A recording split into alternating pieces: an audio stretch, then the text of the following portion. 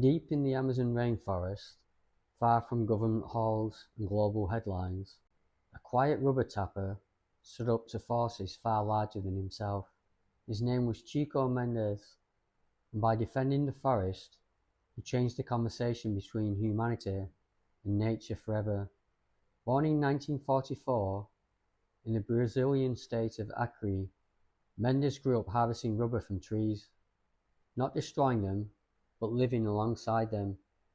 To him, the rainforest wasn't a resource, it was home, food, protection, life itself.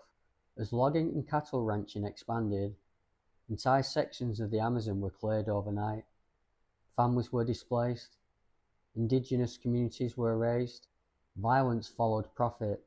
Chico saw what was coming and refused to stay silent. He organized local workers into peaceful resistance movement known as empates, human blockades where men, women and children stood unarmed in front of chainsaws and bulldozers. No weapons, no threats, only bodies and belief. Against all odds, it worked. Mendes argued something radical for its time, that protecting the forest also protected the people who depended on it.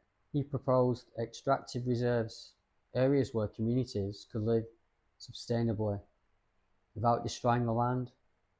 An idea dismissed at first, then adopted across Brazil.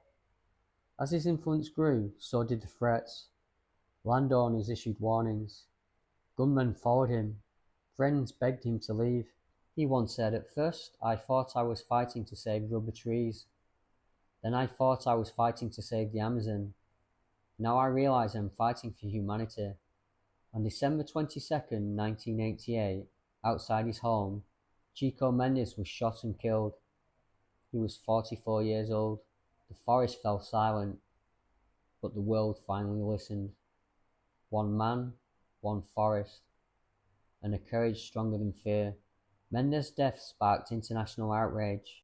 His killers were eventually convicted, a rare outcome in a region where justice often failed. More importantly, his vision survived. Extractive reserves now protect millions of hectares of rainforest. His name became a symbol, not of loss, but of responsibility. Today, Chico Mendes is remembered as proof that ordinary people can confront extraordinary destruction, that defending nature is not an environmental issue alone, but a human one. Chico Mendes did not die protecting trees, he lived protecting life, and in the rustle of the Amazon leaves, his legacy still stands, quiet, resilient, and rooted in the belief that the future is worth defending.